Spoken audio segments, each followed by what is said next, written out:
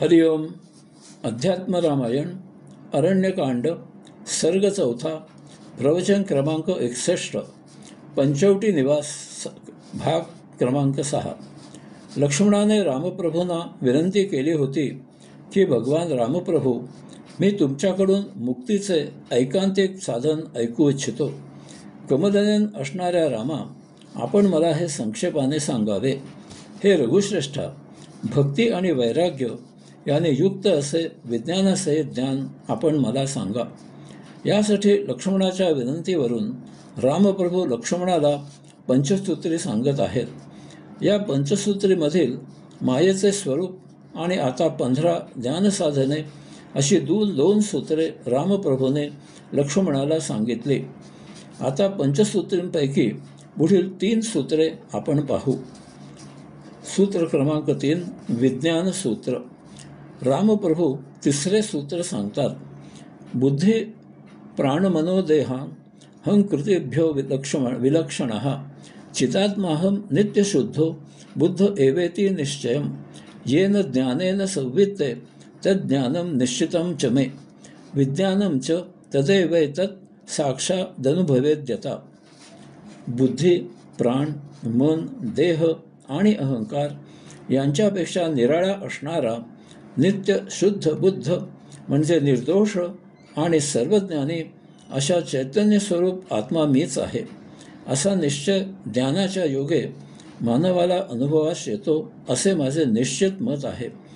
जेव्हा या ज्ञानाचा साक्षात अनुभव मानवाला येतो तेव्हा ते ज्ञानच विज्ञान होते. आतापर्यंत मायेचे स्वरूप आणि 15 ज्ञानसाधने अशी 2 सूत्रे रामप्रभूने लक्ष्मणाला सांगितली.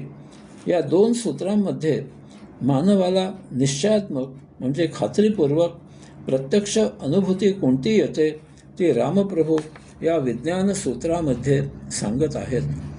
रामप्रभू सांगतात की देह आणि त्याच्या बाह्य भागावरील 5 ज्ञानेंद्रिये आणि 5 कर्मेंद्रिये तसेच देहाच्या अंतस्भागी असलेली मन, बुद्धी, स्मृती, जीव अशी 4 इंद्रिये यांच्यापेक्षा अंतःकरणामध्ये वस्ती केलेला अंशात्मा हा पूर्ण निराळा असून हा अंशात्मा नेहमी शुद्ध बुद्ध म्हणजे निर्दोष आणि सर्वज्ञानी चैतन्य स्वरूप आहे याची खात्रीपूर्वक प्रचिती येते.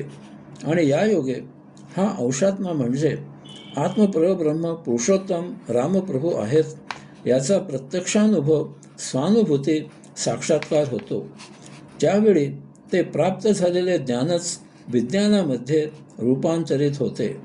प्रत्येक सजीवाच्या देहामधील अंशात्मा हा आत्मपरब्रह्म पुरुषोत्तम रामप्रभू यांचाच अंश आहे याची स्वानुभूती येणे म्हणजे विज्ञान.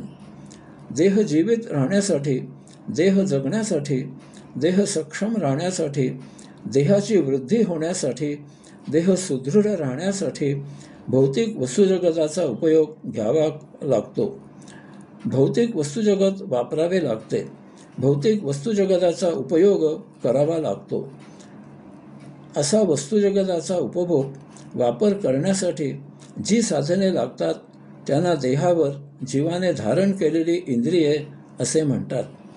बाह्य वस्तुजगत ज्ञात होण्यासाठी देहाच्या बाह्यभागी 5 ज्ञानेंद्रिये या प्राप्त ज्ञानाचे विश्लेषण करून त्यावर कोणती कृती करावी याचा निर्णय घेण्यासाठी देहाच्या अंतस्भागी मेंदूमध्ये बुद्धी, स्मृती आणि अंतःकरणामध्ये मन, जीव अशी 4 अंतस इंद्रिये या निर्णयाप्रमाणे प्रत्यक्ष कृती करण्यासाठी देहाच्या बाह्यभागी 5 कर्मेंद्रिये अशी मिळून एकूण 14 इंद्रिये देह धारण करतो.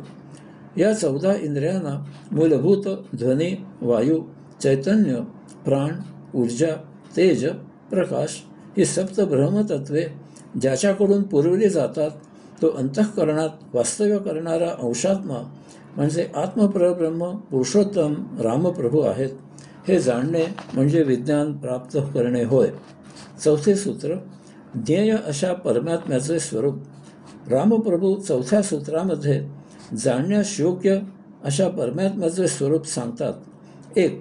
आत्मा सर्वत्र पूर्ण चिदानंद स्वरूप म्हणजे सर्वव्यापी असून सदा असणारा कैवल्यानंदी आहे. 2. तसेच तो अविनाशी म्हणजे अमय, अमर, अक्षय, अखंड आहे. 3. तो बुद्धी इत्यादी उपाधीने रहित आहे, म्हणजे तो स्वतःच ज्ञानस्वरूप असल्यामुळे त्याला आणखी स्वतंत्र बुद्धी असण्याचे प्रयोजन नाही. 4. याचप्रमाणे आत्मा परिणामरहित आहे, त्याच्यावर कसलाही परिणाम होत नाही. 5.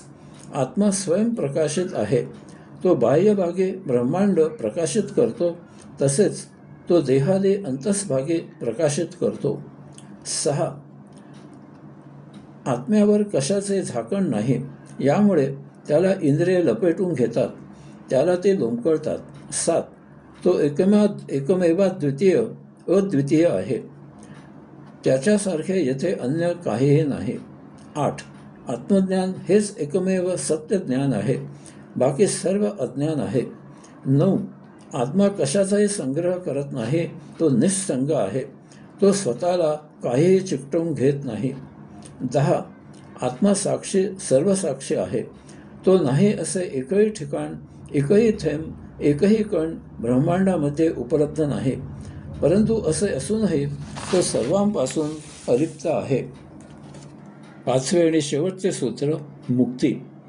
मानवाला मुक्ती प्राप्त कशी होते ते आता रामप्रभू या पंचसूत्रीच्या शेवटी सांगत आहेत. 1.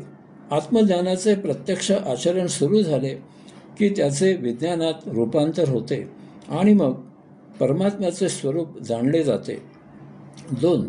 साक्षात्कारी सद्गुरू यांच्या उपदेशाने तसेच योगशास्त्राच्या अभ्यासाने आणि त्यानुसार केलेल्या आचरणाने जीवात्मा आणि परमात्मा यांचा योग जुळून येतो. 3. या योगे देहात बाह्य 10 इंद्रिये विलीन होतात आणि देहाबरोबर भस्म होतात.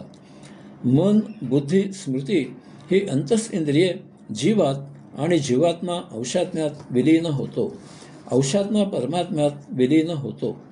4. अशा प्रकारे मूळ अविद्या लय झाली की त्यालाच मुक्ती असे म्हणतात. 5. रामप्रभू शेवटी सांगतात की मुक्ती हा एक केवळ उपचार सोपस्कार असतो, कारण अंशात्मा हा सदा मुक्तच असतो.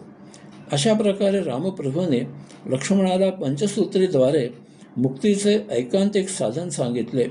यामध्ये त्याने ज्ञानाचे सविस्तर निरूपण केले, म्हणजे लक्ष्मणाला ज्ञानयोग सांगितला. त्यानंतर या ज्ञानाचे विज्ञानात रूपांतर होण्यासाठी त्याप्रमाणे आचरण म्हणजे कर्मयोग करायला सांगितला. भक्ती महात्म्य. ज्ञान विज्ञान वैराग्य सहितम मे परात्मनः किंत्वेत्तद्दु दुर्लभम मन्ये भक्ती विमुखात्मनाम. अशा प्रकारे वैराग्ययुक्त विज्ञानसहित ज्ञानयोग आणि त्याला जोडून कर्मयोग सांगून झाला. आता लक्ष्मणाने विचारलेली एक महत्त्वाची गोष्ट सांगायची, ती म्हणजे ज्ञानयोग आणि कर्मयोग यांना जोडणारा भक्तियोग. कारण या त्रिवेणी संगमाशिवाय मुक्ती प्राप्त होणे असंभव. यास्तव रामप्रभू आता येथे भक्ती महात्म्य सांगत आहेत. 1. रामप्रभूंच्या भक्तीकडे ज्याने पाठ फिरवली आहे त्याला मुक्ती अशक्य आहे. आपण प्राप्त करत असलेल्या गोष्टीवर, ती जेथून प्राप्त करत असू त्यावर आणि स्वतःच्या प्रयत्नावर श्रद्धा, भक्ती, प्रेम असल्याशिवाय ती गोष्ट प्राप्त होत नाही. 2. रामप्रभू एक उदाहरण देतात. नजर तीक्ष्ण असलेल्याला काळोखात वाट दिसत नाही, परंतु ज्याच्याकडे दिवा आहे त्याला काळोखात वाट स्वच्छ दिसते. याप्रमाणे रामप्रभूंवर श्रद्धा, भक्ती, प्रेम असेल तर भौतिक काळोखाने वेढलेल्या त्रस्त अशापुढे आत्मा प्रकट होतो. 3. रामप्रभूंच्या भक्तांचा नित्य सहवास हवा. यायोगे एकमेकांच्या ओढीने, एकमेकांच्या सहवासाने एकमेकांवर एकमेकांचा प्रभाव पडतो आणि एकमेकांच्या सहकार्याने भक्ती वृद्धिंगत होते. 4.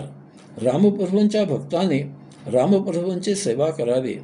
रामप्रभूंची सेवा करणे म्हणजे त्याचे नामस्मरण, त्यांचे चिंतन, त्यांच्या महिम्याचे गायन, प्रवचन, कीर्तन इत्यादी करणे.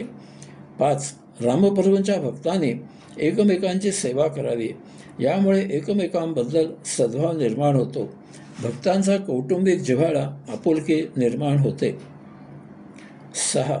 दर आठवड्याला किंवा पंधरवड्याला किंवा महिन्याला जसे जमेल तसे रामप्रभूंच्या मूर्तीसमोर किंवा तसबिरीसमोर दीर्घ कालावधी प्रशांतपणे बसून त्यांचा उपवास करणे.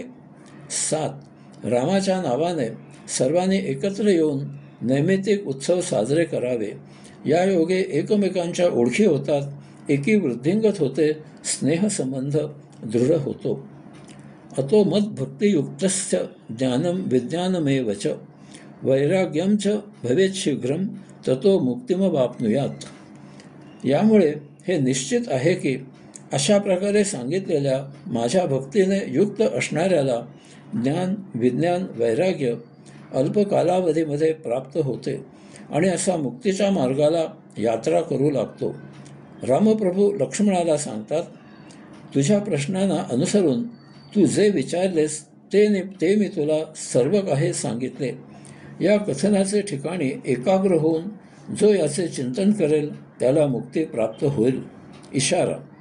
शेवटी रामप्रभू इशारा देत आहेत की जो माझ्या भक्तीकडे पाठ फिरवलेला आहे त्याला हे कथन सांगू नये, परंतु जो रामभक्त आहे त्याला प्रसंगी मुद्दाम बोलवून किंवा मुद्दाम प्रयत्न करून हे सर्व कथन त्याला जरूर सांगावे. हरिओम.